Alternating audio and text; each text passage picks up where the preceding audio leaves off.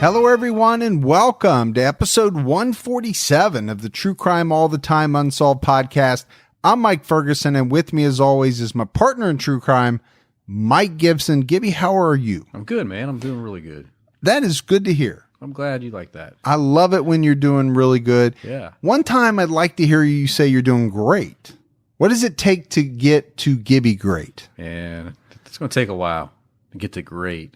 Your scale is a little tougher than some. Yeah. Maybe. Yeah.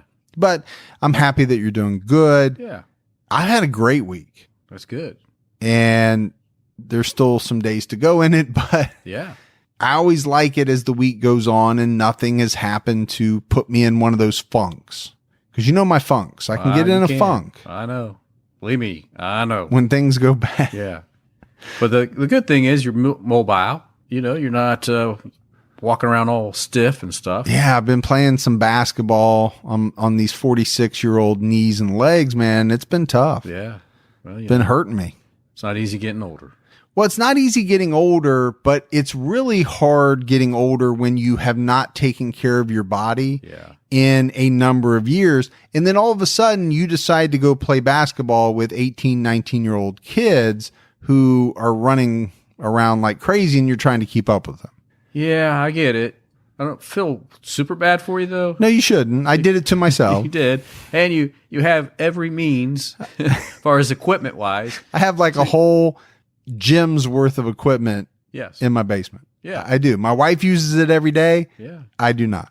It looks good, though. It does look great. And my wife looks great because she takes advantage of it. She does, yeah.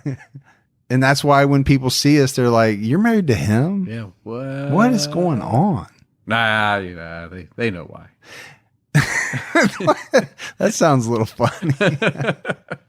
All right, buddy. We had some new Patreon supporters. We had Brandy McDougal. Hey, Brandy. Melissa E. Hey, Melissa. Ashley Shearer. Hey, Ashley. Carrie Flint. What's going on, Carrie? Brianna Bias. Hey, Brianna. Molly Ward. What's up, Molly? Suzanne Schmidt. Hey, Schmidt. Lauren Jewell. She's a diamond in the rough. Ruth Harjo. Hey, Ruth. Jaden Beller. What's up, Jaden? Maddie C. Hey, thanks, Maddie. Olivia English. What's going on, Olivia? Charlotte Roberts. Hey, Charlotte. Corey LaRosa. Ooh, La Rosas. Carol Becker. What's going on, Carol? Corey McKinnon. Hey, Corey. Kayla. Just Kayla? Yep. Okay. Bree H. What's going on, Bree? Jana Ewing. Like the basketball player Ewing? Or the show Dallas, the Ewings. The oil legacy. Yeah. Yeah. Vicky Wright. What's going on, Vicky? Dustin Moore. Hey, Dustin. Isn't he a country singer? Was that like the fake country name of the guy that George Strait played in that movie? No. No? But that is a good movie. Pure Country. I like Pure that Country. movie. What? His name Dusty or something in that? Yeah, Dusty. Yeah. Julie Chandler. Hey, Julie. That was a good conversation. Lauren Fitzpatrick. Hey, Lauren. Donna Perry. What's going on, Donna? Ringo McBiscuits. Hey, don't you be touching my biscuits. And last but not least, Angela Preciado. Preciato. No, Mr. Robato. It's a D, no T. Oh, well, I went with the way I wanted to. All right, let's go into the vault. This week we selected Arian Badinger. What's up, Arian? So appreciate the new support, the long-term support. Arian's been with us a long time, and we definitely appreciate it. We do.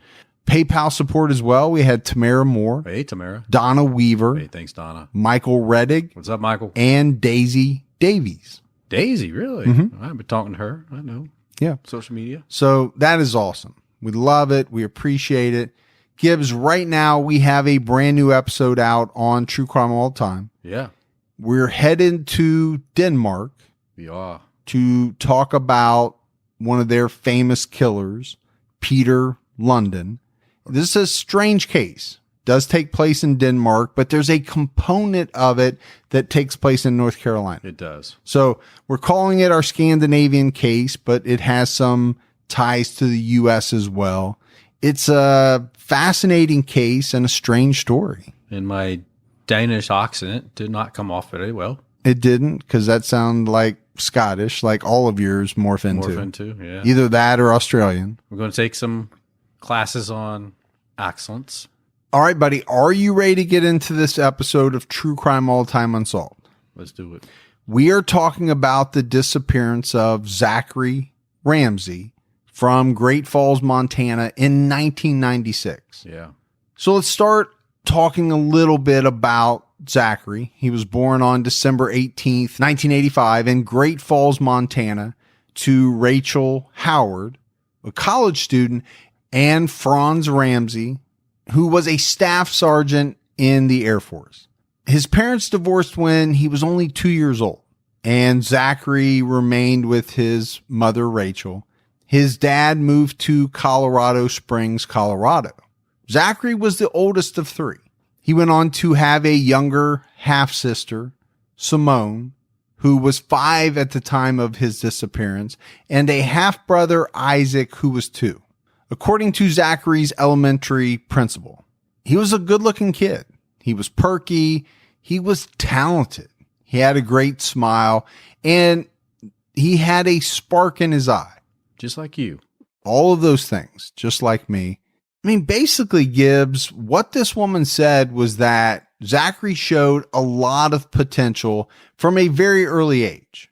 It could be seen in his drawing and painting abilities. Yeah, very artistic. He was friendly, apparently got along with everyone, but he had his struggles as well. It was about 30 days before Zachary went missing that he ran away from home. Now, I say he ran away from home, but it was for about an hour. Yeah. So this was a mad, I'm leaving type of thing is what it sounds like to me. He was only gone for an hour because he missed his mom. And on top of that, he was afraid of being alone in the dark. So he went into the local pizza joint called Howard's Pizza. Yeah. And called his mom and said, "Hey, this is where I'm at. Please come get me." And what did the mom do? She went and got him. Sure. I mean, what else is a mom going to do? I'm sure she was frantic during that hour and was very relieved to find her son. You know how kids are. I mean, I know my kids a few times said, "I'm going to run away." You're like, okay. I think most parents out there would be hard pressed not to remember a time when their kid said something similar. Right. My kids have said it. "I'm mad at you.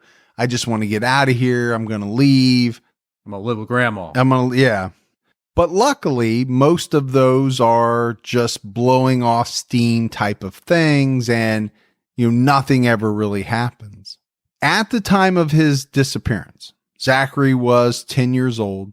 He was 4 foot tall, weighed 100 pounds.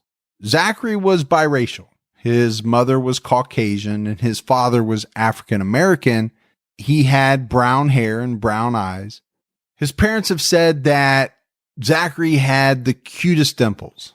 Kind of like my dimples? Yeah. Yeah. You're very dimply. I'm very dimply.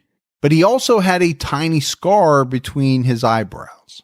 I got one on my eyebrow. All right. Well, we're not talking about you. No, I just wanted to. We're talking about Zachary, who disappeared. Let you know. And I do think, kidding aside, sure, these are very important details. Oh, critical. When you're talking about a disappearance case. It may not seem like much, but dimples and a scar between the eyebrows, that could be something. Sure. If you're sitting in a restaurant, you see maybe someone that fits that description and they have the dimples, you see a scar, it's going to lead to something potentially. It could. Now, this was almost 24 years ago. Yeah. So Zachary would be almost 34 today. Sure. But the fact is, he'd probably still have those dimples and he would definitely still have that scar between his eyebrows. Oh, yeah. So there's somebody out there listening that could think to themselves, "Man, I know somebody that has that scar." Now, granted, there are a lot of people that might have a scar between their eyebrows. I guess my point is, to me, in cases like this, there's no detail too small to talk about because it could be that detail. Sure. That somebody latches onto. Especially in the early stages, a lot of people are looking. Yes, definitely. The day of his disappearance, Zachary was wearing light blue jeans a blue football jersey with his first name printed on the back in big gold letters. He had on black high-top sneakers and a blue denim jacket with green sleeves. Again, all very important. On February 6, 1996, he said goodbye to his mother as he walked out of their apartment to head off to school around 7:30 a.m. He turned off 4th Street to the lower north side alley to get to his school, Whittier Elementary School. There were a few people who saw Zachary make the turn into the alley. There were some people that saw him in the alley that morning, but essentially this was the last time he was seen. Yeah. I mean, we've all walked to school. He's in a city that from his apartment building to the school, he's walking basically about 3 blocks, city blocks, taking the alley the whole way. Yeah. I mean, it's a distance, I think, for a 10-year-old. It is. It is. But it's also Great Falls, Montana. Sure. In 1996.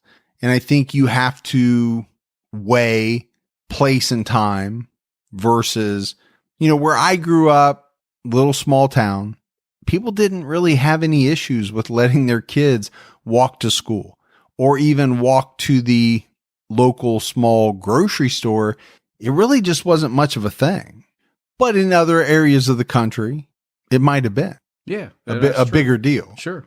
But you also know in that area, he wasn't the only kid walking to school. I'm imagining all the kids probably walked to school. That just was the norm. Yeah, obviously not if there were a bunch of other people that saw him, on his walk that morning. The question is, why did no one see him after the sighting in the alley? Yeah. That's the question. Because it was around 10 a.m. after the elementary school took attendance and made their rounds that they noticed Zachary was not in school. They also noticed his mom did not call him in sick. So the school's principal calls his mom to report him missing. It's a call nobody wants. Yeah, it's a call that nobody wants. It also gives some insight into how things worked back then in this area. I know my daughter's school, I get an automated call and it says, hey, your daughter is showing up as absent. And that's when I say, yep, forgot to call her in. I make the call to the school because she's sick. But it's really early on. They do it very early because I think it's much more automated than it would have been in 1996 where, they've got to compile all the records. It's got to be sent into the office. And then who's making the call? Sure. The principal. Yeah. I mean, class started at 8:15. They didn't make the call till 10. That's a sizable gap. It is. It just gives you a little insight into maybe how things have changed in the last 20, 25 years. So Zachary's mother gets this call and she immediately goes out to see if she can find him, taking the route that he would have walked to school, but she doesn't find him. So at 11:20 a.m., she calls the police to report him missing. Police come out. And they get Zachary's information, including what he was last known to be wearing. And she's going to show them the same path that he would walk every day to school so they can check it out on their own as well. And you mentioned it, Gibbs. This was a walk that took him through several city blocks and through an alley. At the time of Zachary's disappearance, Great Falls was a city of 60,000. So it's not a super small town. No. It's a good sized town. It's also not a huge town. Probably pretty similar to where I live. I would think so. I would think. Yeah, similar. Police set up a search team immediately. Because I think very quickly, Gibbs, unlike in some of the cases that you and I talk about, they didn't waste any time. And they also didn't think that this was a runaway situation. I got the feeling that very quickly, they felt like something was not right here. Right. And we need to sound the alarm bells and get things moving. That hasn't always been the case in some of the stories that we cover. No. Maybe it was his age, being just 10 years old. And that could have had a lot to do with it. Yeah. The police searched the banks of the Missouri River. They looked in some of the huge snowbanks found at nearby Gibson Park. Yeah, these were huge snowbanks. This is Montana. They get a lot of snow. They had these huge snowbanks where the kids would tunnel out and play in there. Right, like almost like a fort. Yeah. Probably. Yeah. Making forts and playing. So some of the thoughts were maybe he decided to, instead of going to school, go play with some other kids or something and got in one of these snowbanks. Maybe it collapsed on him. Or who that knows? as well. Yeah, exactly. I mean, I think at that point, every conceivable scenario has to be running through your mind. The police searched Zachary's entire neighborhood. They asked residents to check their homes, their sheds, their dog houses. They even asked them to look into like old porch refrigerators. Yeah, sometimes, and we seen this before in some cases where they were worried that the kids would get inside them, close the old ones, and get locked in. They also asked residents to check any campers that they might have had on their properties. On top of that, the police called in search dogs. So they had the bloodhounds smell Zachary's toothbrush to get his scent from that morning when he brushed his teeth. They also had some other items, probably clothing, that they had the dog smell. These dogs searched in some of the same areas that police did. Eventually, volunteers joined in, handing out flyers with Zachary's picture and description on them. They also had the description of the clothes that he was wearing that day. They posted these flyers everywhere they could. Storefront windows, parked cars. The flyers were donated by a company called Advanced Litho. So they're doing everything that they need to be doing, right? I mean, they're searching. They're got the dogs out there. They've got the flyers or posters, whatever you want to call them, plastered everywhere. I mean, the awareness is there. Gibbs, I don't know what else they could have done. They jumped on it early, right? That's a beef that you and I have in some of these cases. We don't have it here. The police started immediately. Volunteers came in. Companies came in to offer their support. The community held prayer vigils. They planted a prayer tree. And a lot of people in the community would come by this tree and place items for Zachary. You see that sometimes, where they place candles or flowers or teddy bears, things like that. I mean, you see it a lot of times in these types of cases. You also see it when famous people die. I remember when Steve Jobs died. Yeah.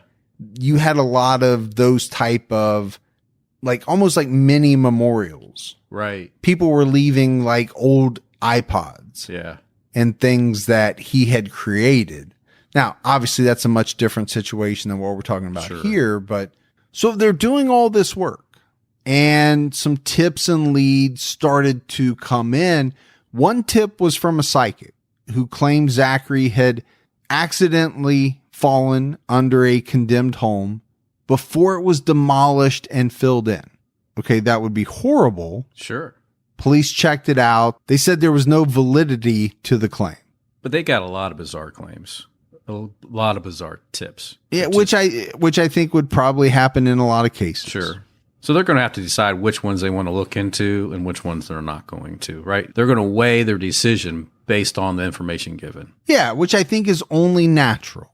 There's only so much manpower.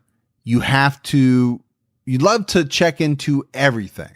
But if you don't have the manpower, you have to prioritize. Police took a look at Zachary's mom, Rachel. And I think that's normal. Rachel was the last person in the family to see Zachary that morning. And they learned that she had thrown away a 10-foot section of carpet just a few days before his disappearance. Which is kind of interesting because why would you throw away a section of carpet? Well, I would think it is definitely something that the police would want to check out. Sure. And they did. And eventually they found the carpet roll in a trash bin, not in the apartment complex where they lived, but in a complex down the street. But they didn't find anything unusual about it. There was nothing on it. There was no stains. There was no signs of anything that would point to foul play or anything like that, which I wouldn't expect there to be because it happened days before his disappearance. Exactly. Yeah. But the police did continue to question Rachel about Zachary's disappearance. One thing that they kept asking her about was the timing. Sure.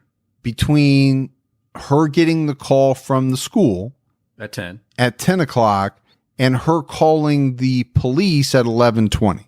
Well, that walk from her apartment down to the school is about a 20-minute walk. So I think they just wanted to know there's a little bit of time there, right? If you walk down, walk back, that's 40 minutes. And it took her 80 minutes before she called. Yeah. So they wanted to try to pin down some of those details. Yeah. Now, I could make the argument that it might normally be a 20-minute walk, but I'm looking for my son. Yeah. So I'm stopping along the way. You're zigzagging here and there. Yeah. I'm not making a straight beeline there like I normally would. I'm checking every corner and nook and cranny. And I think that probably was her argument.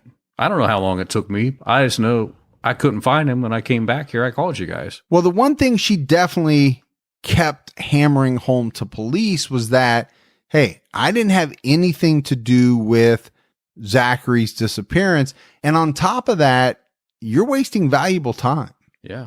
Messing around with me that could be spent out there looking for my son. I'm sure I would make that same kind of statement. Sure. Hey, I know you have to question me. Yeah. I know it's part of what you have to do, but let's do it and get it over with, because your man hours or however many people are in my apartment right now could be better spent looking for Zach. Exactly. 3 months went by. No sign of Zachary. And this is when his classmates decided to decorate part of the school for him. And they added a plaque that read, Zach, lost but not forgotten. Still hangs there today. 3 months is a long time. Sure it is. It's not in the normal course of your life. 3 months goes by very quickly. As it relates to a missing child, 3 months is a long time. It's a lifetime, man, for that mom and that dad. Gibbs, the community was in shock over Zachary's disappearance. I mean, I'm sure they were sorry for his mother. I'm sure they were worried about him, but they were also worried about their own children because they don't know what happened to Zachary. No. Is there someone out there who is abducting young children? That would put the fear into every parent of a young child in that entire community. I'm sure over that time period, more and more parents were walking their kids to school. Or dropping them off, So over these months, the police were still hunting down leads, interviewing witnesses, and trying to continue to refine the timeline. Yeah. And, we mentioned it. This is not a small town. It's not a huge town. What I did find interesting about the Great Falls Police Department, Gibbs, is that prior to Zachary going missing, they had only had one case of a missing child. And that says a lot about the community. Yeah, I'm sure it was a great place to raise kids. It was probably pretty safe. Yeah. It wasn't a place where you would think your kids would be in danger. The previous case happened on August 2nd, 1988. Dolana Clark was a 9-year-old girl who was riding her 10-speed bike on that summer day. She went missing, but the police thought that she ran away. Yeah. So here we get into maybe the reason why they acted so quickly in Zachary's case, because they later found Dolana's skull with a bullet hole in it in October 1989. This was found up in the Little Belt Mountains. Just a little bit more than a year later. Yeah, after she went missing. It was about a year. Police pretty quickly suspected a family friend, a man named Wilfred Morrissey, and they got him to take a lie detector test. But I guess in the middle of taking the test, he threw up. That's one way to get out of it. Yeah, I don't think the polygraph examiner is going to want to continue. No, it takes forever to clean that machine out now. But eventually they must have, because they got this guy to take a second test, which police said he failed. And from there on, he wasn't about to take any more tests. No, he was done. So police developed a theory, and their theory was that Dolana rode her bike to visit Wilfred because her parents were out drinking that night. So she went to visit a family friend, instead of being home alone. Which is a little scary to me. I have to be honest with you. This was a 9-year-old girl. Right. Left alone while the parents went out drinking, and she jumps on her bike to go somewhere. Yeah. It's not what I would want for my child. Now, I wouldn't put my child in that position, but I don't want to be preachy about it either. You know what I mean? But it's also a different time. Yeah, you're right. I mean, it's the 1980s in a small town. I don't know. Well, I'm getting ready to say a little safer than today, but obviously not. Right. Right. So. Yeah, and I have to be careful about, really bad mouthing parents' actions too much. I just look at it and say, I know it's not something that I would do. Right. That's not who you are. I can say that. Right. I don't know what their situation was, so it's hard for me to really, get into it too much. Eventually, Dolana's parents went to Wilfred's house, and it's a little unclear as to why they did. I mean, Gibbs, I think we can speculate. Maybe this is something that Dolana did on the regular. Maybe she went to go visit this family friend. They were looking for their daughter, and they asked Wilfred if she was there. He said no. But he offered to help put together a search party, but strangely refused to use his cars for the search party. Which is definitely strange. Yeah, I'll help, but we can't use my cars. Right. What the police believe is that Dolana and her bike were in the trunk of Wilfred's 1963 Chevy Impala. Police also said that on August 31st, 1988, so this is not quite a month after she went missing, Wilfred attended a meeting of his neighborhood homeowners association and apparently told them that he couldn't be part of the group any longer because something big had happened in his life and he needed to move. That should be some type of alarm. I think it would be knowing that this little girl is missing. You're a family friend. Most likely she has been known in the past to come over to your house from time to time. Days later, police searched this guy's home, but apparently someone tipped him off that they were coming, so they didn't find anything. And it's at this point that police believe Wilfred drove her body up into the mountains. And then this case went cold until 2002 when police got a new tip. This tip led them to go back out to Wilfred's property, and they found a .22 caliber rifle broken into several pieces and buried in his yard. Police believe that this was the weapon used to murder Dolana. So they want to talk to Wilfred again. Yeah. But it makes me wonder, if you go through the efforts to take apart a rifle, break it up, whatever you did, again, why would you bury that in your own backyard instead of disposing it anywhere else? Yeah. I think this one to me is a little different than some of the ones we questioned because it would have never been found. Yeah. Had it not been for the tip. So now I'm wondering, who'd this guy tell that knew about the fact that he had buried this .22 rifle? But I agree with you. Throw it in the Missouri River. Yeah. Nobody's ever going to find it. At least don't bury it in your own yard that puts a potential murder weapon in your own property. It is very strange. Yeah. So they interview Wilfred several times. They have this new evidence that they've collected. They arrest him, and he's ultimately convicted. Gives the jury only needed about 4 hours. And Wilfred Morrissey was ultimately sentenced to life. This is an interesting little side case. Yeah. That I think has to be told within the story of Zachary going missing, But now we have to get back to Zachary's investigation. The police interviewed witnesses. They did develop a better timeline, but they also hit upon a new person of interest. Yeah. So this is what they now knew. Zachary left his apartment at 7:30 that Tuesday morning, according to his mother. A woman named Margarita Richardson said that she recalled seeing Zachary walking down the alley just after 7:30. And this would make sense. She just lived like 3 doors down. So police learn about this person of interest when another witness, a man by the name of Michael McIntyre, comes forward to say that around 7:15 that morning, he saw a known child sex offender wearing a blue police jacket in the same alley that Zachary would just 15 minutes later be walking down.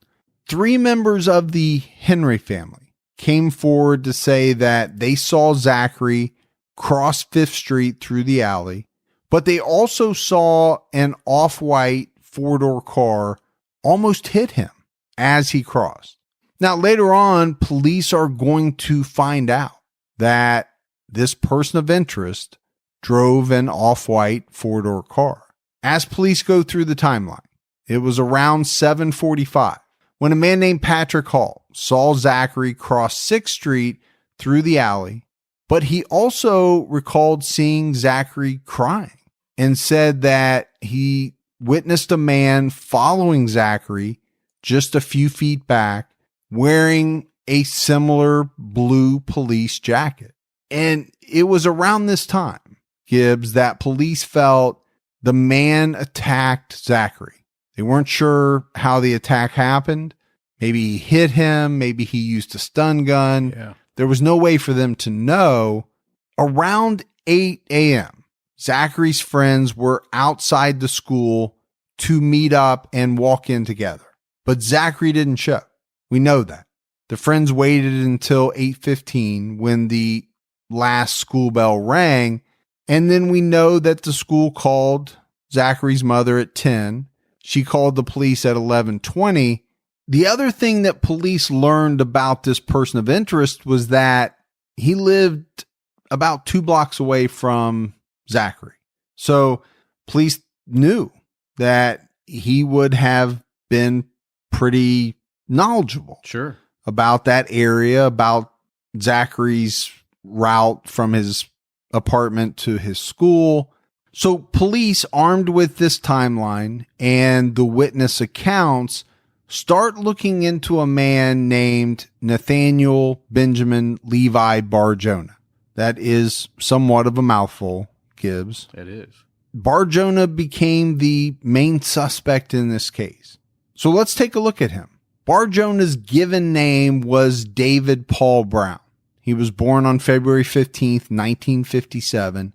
But at the young age of 7, he began to show signs of being a troubled individual. He really did, man.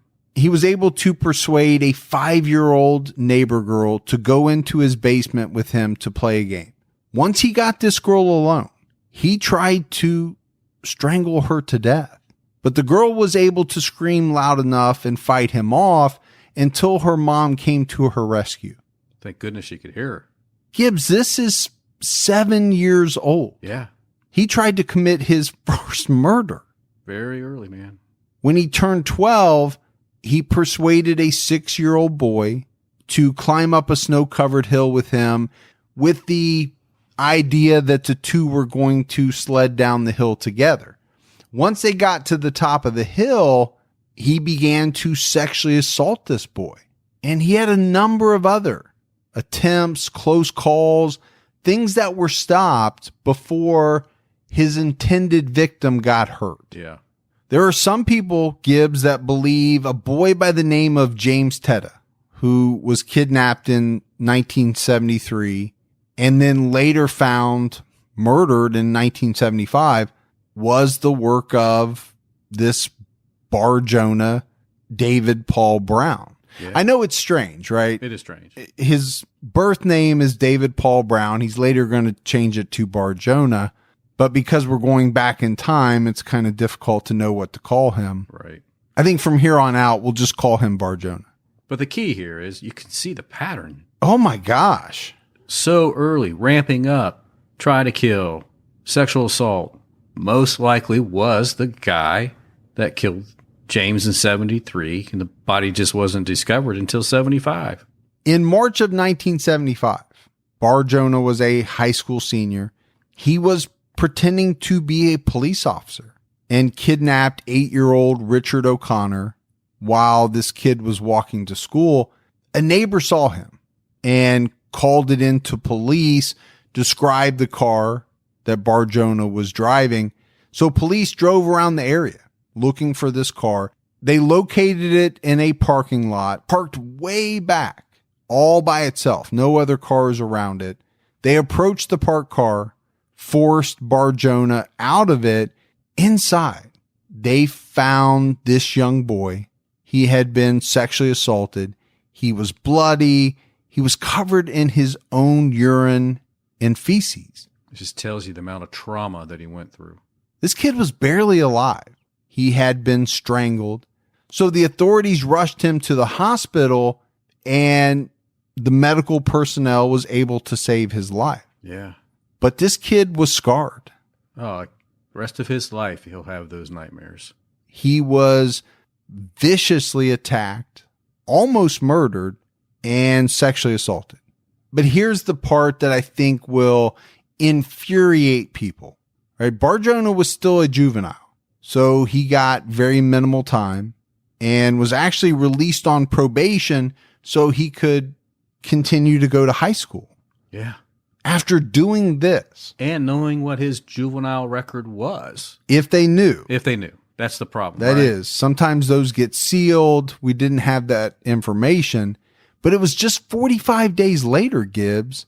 This guy kidnapped a 9-year-old girl in Connecticut by impersonating a police officer. He beat her so badly that she vomited. She started having convulsions. So he drove around the corner and pushed her out of his moving car. Monster, man. This is an absolute monster. Yeah. Another driver saw this happen, got Bar-Jonah's plate number. He was arrested for the assault, but his probation officer was never alerted to this crime. And so his parole ended in May of 1976. I mean, I'm blown away by this. Yeah. That this could happen. But this is back in the day when they didn't have all the computerized systems, the records that would alert them of things like this. Yeah, and it wasn't as easy for one agency to tap into something that had happened in another jurisdiction. Right. I get all that. But it pisses you off that someone can do what this guy has done from the age of 7 to 17, 18 years old and really walk away with, I wouldn't even call it a slap on the wrist. There's no accountability. No, none whatsoever. And it was just the next year, right? His parole had only been over for maybe a little bit over a year. On September 24th, 1977, Bar-Jonah kidnapped 2 kids by telling them that he was an FBI agent. He drove them to a wooded area. He handcuffed them, left one of the kids in his trunk while he tortured the other by burning him with cigarettes. Yeah, man, that's a terrible pain to do to somebody. And he jumped up and down on him. And the thing we haven't said yet is this guy was 400 pounds. 400 pounds jumping up and down on you repeatedly. On a small boy. Yeah. So by 1977, he weighed 400 pounds. He assumed that he had killed this boy by jumping up and down on him. So he drove off, leaving him for dead. And I have no idea, Gibbs, how this boy didn't die, but he was able to get up. Thank goodness he found the strength. It really is kind of amazing to me that this kid was able to get up, flag down a car who called police. Police were able to locate Bar-Jonah in his car, and they found the second boy still alive in the trunk. Now, ultimately, Bar-Jonah received 20 years in a state medical facility for this criminal act. It was in March of 1984 that he legally changed his name from David Paul Brown to Nathaniel Benjamin Levi Bar-Jonah. Now, I know all of that is confusing, but it's important to the story. Then in mid-1991, a judge released Bar-Jonah to the public, stating that he was no longer a threat to either the public or himself. So he spent Gibbs roughly, 14 years in a state mental facility. But what is unbelievable to me is the fact that a judge released this guy out into the public even after the guy admitted that he wanted to taste and eat flesh. Yeah. And he was having dreams about murdering people and expressed those dreams just a couple of months before he was released. Not nightmares. He used the term dreams. I think of dreams as something that it's a pleasant experience. A good thing. A nightmare is something bad that you wake up all sweaty and you're confused. These should be flags that are popping up. Not time to let him go yet. He still needs some work. Well, they didn't pop up. And it's a bad thing that they didn't, because on August 9th, 1991, this guy has not even been out, a few months? Right. He jumped into the back seat of a car where a boy was waiting for his mom to return to the car. And what he did was he took his full body weight, this massive body weight, and he just started slamming it into this small boy. Yeah, trying to crush him to death. Up against the side of the car. The mom and another woman came out. They started walking up to the car, and this is when Bar-Jonah ran off. But a police officer saw him, chased him down, and arrested him. And he told the police flat out that he was trying to kill this boy. Yeah, just wanted to kill the boy with my body weight. Now, you would think, given everything we've talked about regarding David Paul Brown / Bar-Jonah, right, all of these things would have added up to something is seriously wrong with this individual. Yeah.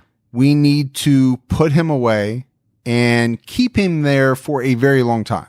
Lock him up, throw away the key. That's not going to happen. He got probation for admitting that he tried to kill this boy. And on top of that, was allowed to move. And that's when he took up residence in Great Falls, Montana with his mom and brother. I'm in shock, man. Yeah. You and I have covered a lot of cases. I don't know if I've ever seen a series of acts committed by one person where they essentially went unpunished. Now, I get it. He spent 14 years in a medical facility. Right. I understand that.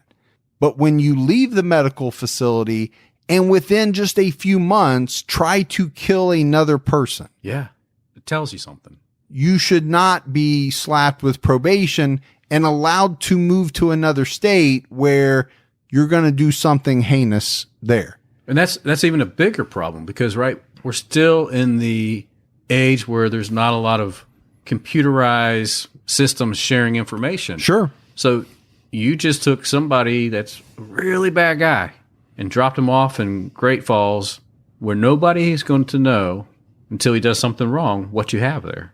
Gibbs, it's almost as if authorities back east said, you know what? We don't want to deal with this guy anymore. Yeah.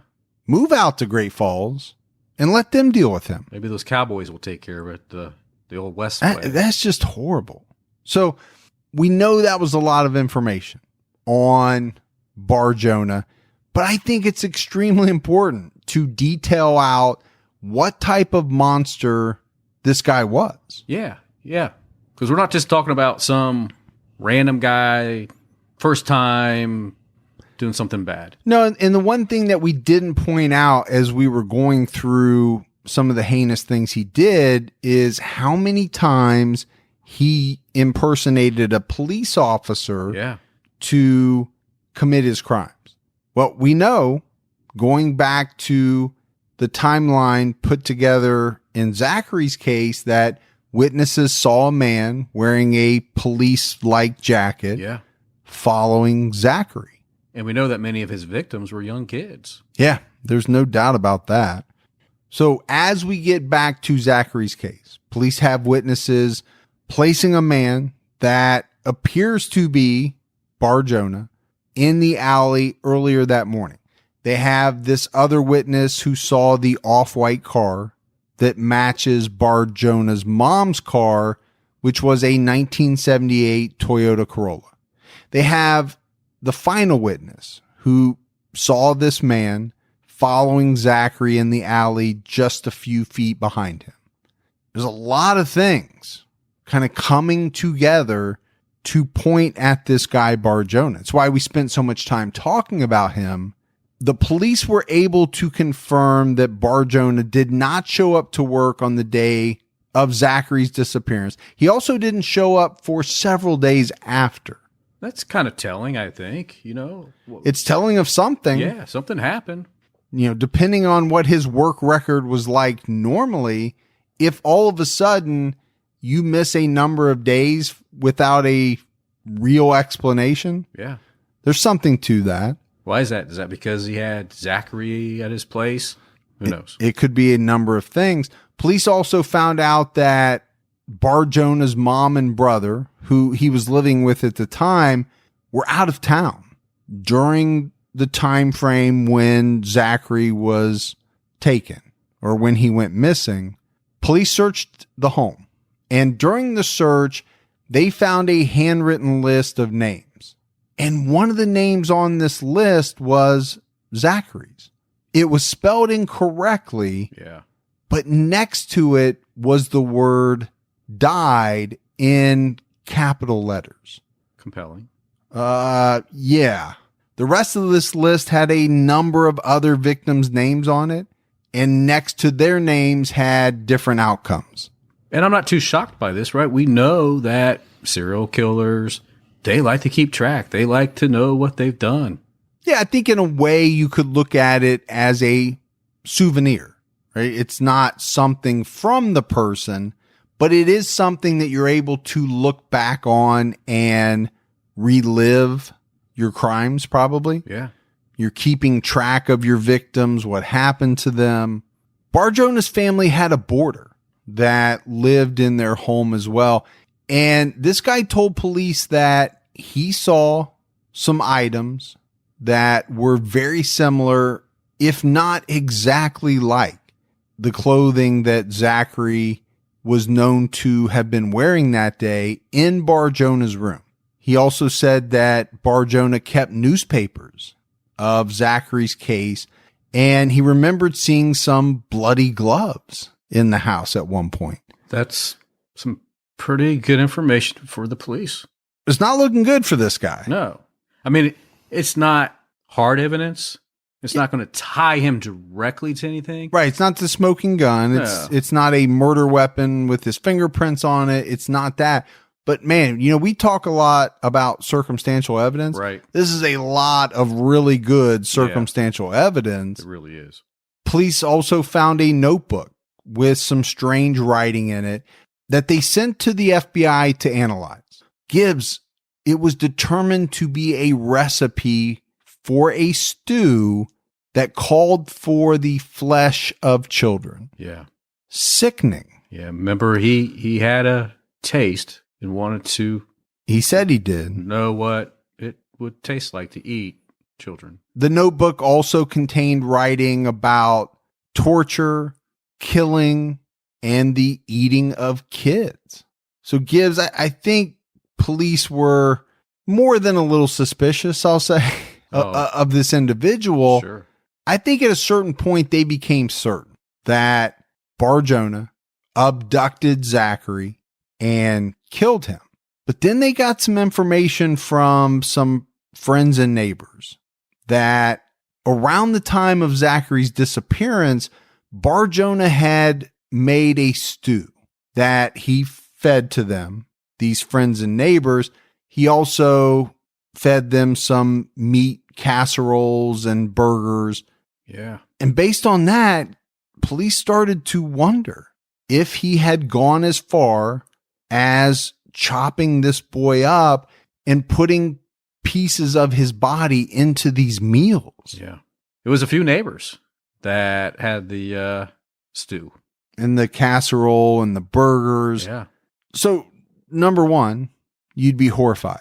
Oh. To find out that it was even possible, that it was even a possibility that you ate human flesh or meat. Yeah, it's giving flashbacks about Robert Pickton. Yes, it would be horrifying.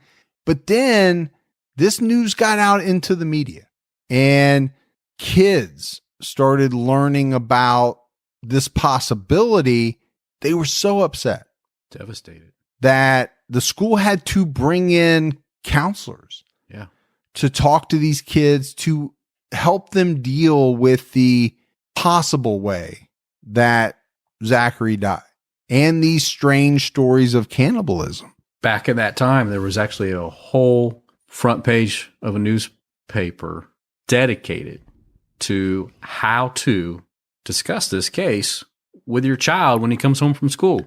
Yeah, because as a parent, this is not something that you really plan for. Mm-mm. This is not a conversation that you have waiting in the wings. How do I talk to my child when they find out that one of their classmates has been killed and was most likely eaten? Yeah, there's no Dr. Seuss book for that. No, there's no manual. It's just not something you're prepared for, and you shouldn't have to be. No, never. Police finally arrested Bar-Jonah, and they were set to take him to trial, but they had a problem. A big one. Yeah, it was a big one. Zachary's mother came out and made the statement that her son was not dead. He was still alive, and so there was no way that this man could have killed him or eaten him. I mean, I get it. You want that to be the case? You're holding on for hope. And the last thing you want is to think that something so disgusting and terrible happened to your kid, to think that somebody actually ate his flesh. You don't want to know that. No, you would never want to believe that. I understand that as a parent. The problem is this essentially blew the case for the prosecution. Yeah. Rachel had no proof that Zachary was alive. She had the hope, as any parent would. Right. But Bar-Jonah's defense attorney used this to his advantage. There was no body. And now the victim's own mother is saying he's still alive. So the prosecution had to back off. They had to drop the charges. Bar-Jonah was arrested in 1999 for impersonating a Great Falls police officer and kidnapping and sexually assaulting 3 boys. So thank goodness he was back on the street, doing his thing. This time they found pictures of some other boys, and they unearthed 21 human bone fragments in Bar-Jonah's garage dirt floor, some of which they believe were the remains of Zachary Ramsay. The problem with the bones is that they appeared to have been smashed and boiled, damaging any chance of extracting DNA. Yeah, make it pretty much impossible. The test that they did perform could only say that the bones belonged to an adolescent. Bar-Jonah was eventually convicted for the kidnapping, sexual assault, and torture of these 3 boys. During his trial, several other children came forward stating that he had kidnapped and assaulted them too. Yeah. They saw his picture in the news, in the papers, and recognized him and then came forward, which was good. It is good. It's horrible. Yes. That they went through what they did, but it's good that they were able to come forward to add even more evidence against this guy, because let's face it, Gibbs, the man had a history of getting out from underneath what was a series of horrible things. That started at age 7. But not this time. He was convicted, and the judge sentenced him to 130 years in state prison. Bar-Jonah died of a blood clot in the Montana State Prison in 2008. Zachary Ramsay is still listed on the National Missing and Abducted Children's website. Zachary's dad believes that he is dead, and he believes that it's most likely that Bar-Jonah killed him. Sure. Zachary's father wants the courts to declare him dead for his own peace of mind. That's a tough one.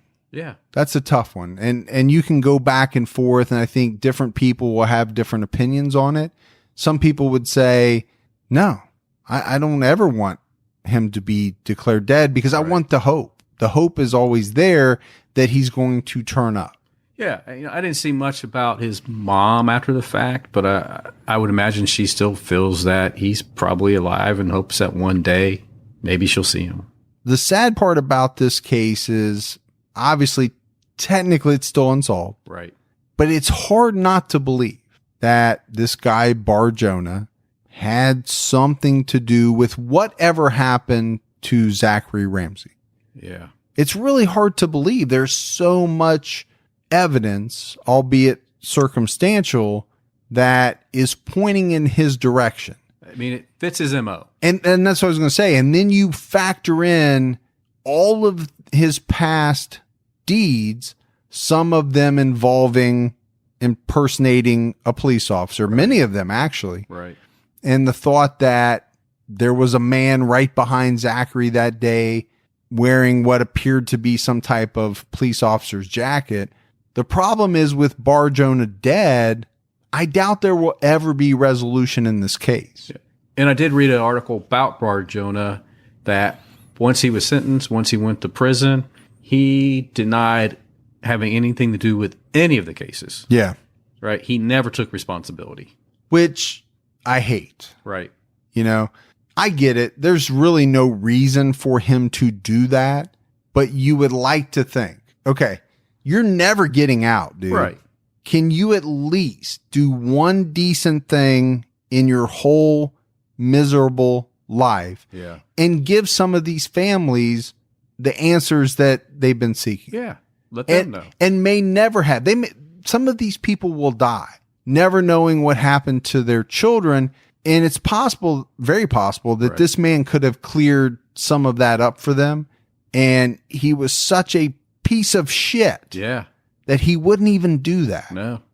But it amazes me. Here we start off with the terrible disappearance. And then we learn about the bad things that happened to Delana, guy that did what he did to her and got away almost 20 years before he got caught. Then we roll into this monster. It just amazes me. Here we are in this town, Great Falls, 60,000 people. And you have just this monsters everywhere, it seems like. Yeah. And I know that's not the case, but man, I'm telling you what, you and I have done a lot of true crime all the times. We could have done one on this Bar-Jonah guy. He was despicable, just a horrible human being. Yeah.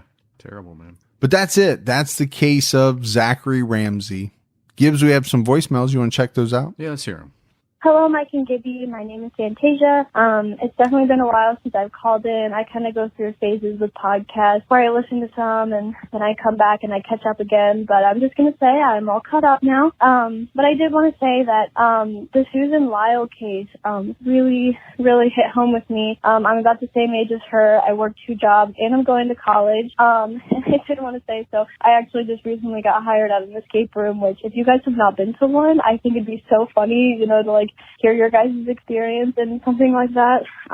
If you were ever down to make the trip to Galesburg, Illinois and come see me at my escape room, the downtown escape, I'd love to have you guys. Anyway, but yeah, so that case really hit me hard, you know, and I just wanted to let you know that you guys are really keeping us safe. I'm speaking for the younger generation kind of going to college, your daughter's age kids. But yeah, thank you guys for all of you do and keep your own time ticking.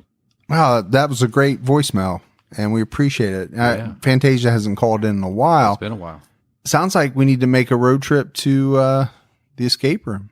We need to do it. I've never been to one of those places. Yeah. I do feel like every time I'm in the studio with you, it's like an escape room. It probably is. Because I'm weighing my options and figuring out if you lose it, How am I going to get out of here? We should do an escape room in this area with 2 listeners.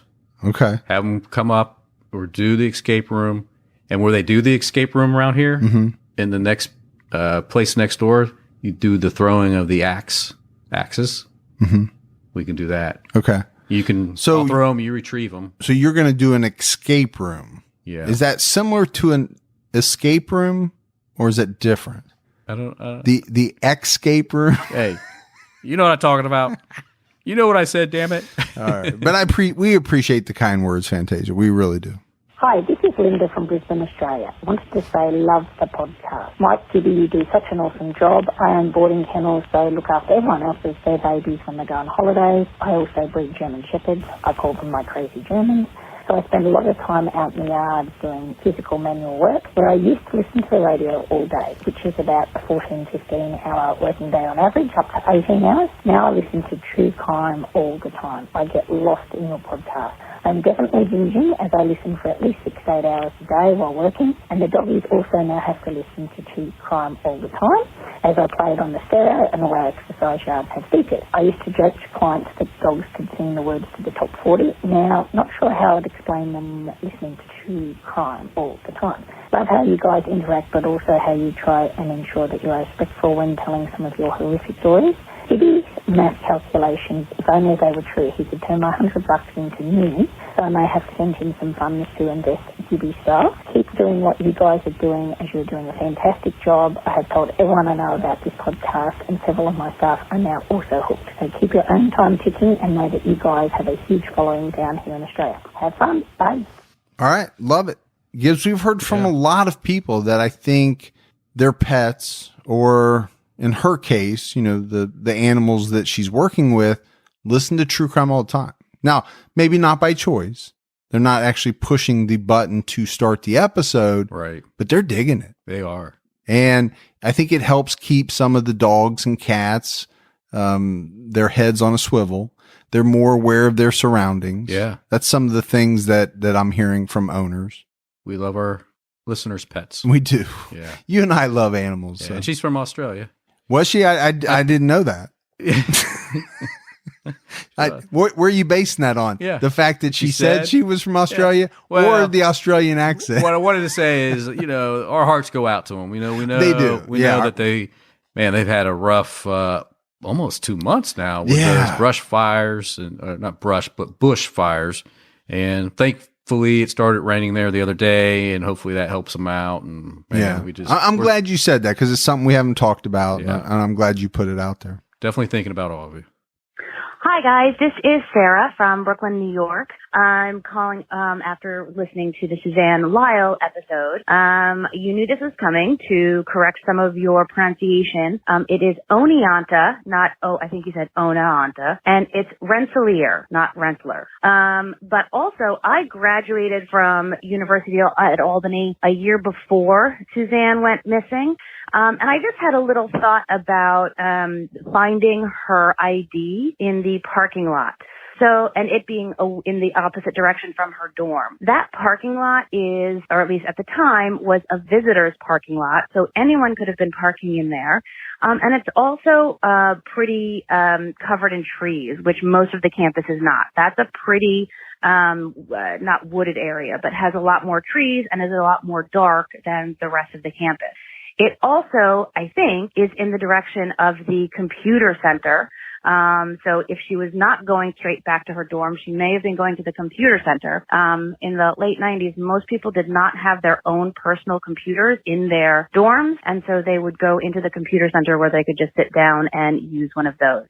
So not sure if that's helpful or not, but just wanted to call in. Big fan. I'm Team Mike.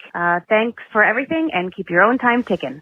Yeah, I mean, that's interesting. But I mean, we do know she had her own laptop, so I don't know if she would be going to the computer center if she had her own laptop. But I think it's all interesting. Yeah. Anytime somebody has that experience, we love when they call in and can, absolutely, shed some light on stuff that there's no way that we could possibly know. The one thing I'll say is I'm really surprised. I swear I pronounced it Oneonta, because I am familiar with that name, and I'm surprised I would have messed that one up. But you know me. It's not out of the question. It could happen. The other one, I'm sure I messed up. Oh, absolutely. No, I appreciate that she called in. Hey, Mike and Gibby, this is Hannah Salmon all the way from Canada, Alberta, and I'm driving to Edmonton right now with my basketball team, and we've just been listening to your podcast, and we really enjoy them and hope to hear this on one of your upcoming podcasts. Happy 2020. Love you guys. Keep being great. Some hoopsters. Yeah. A whole busload of hoopsters is listening to true crime. Well, you're hearing it right now. Yeah. Hopefully you're on a trip right now listening to our voices and you're getting psyched for that game. And I'll tell you a little tip. Don't let the paint dry. You going Hoosiers on me? I am. Okay. On them. I was going to say, make sure you use your legs because the shot comes all from the legs. Yeah, I was just don't let the paint dry on the fence. Don't get caught watching that paint dry. Whatever you're very much like that character that Dennis Hopper plays in Hoosiers. All right, everyone, we got to get out. So that's it for another episode of True Crime All Time Unsolved. So from Mike and Gibby, stay safe and keep your own time ticking.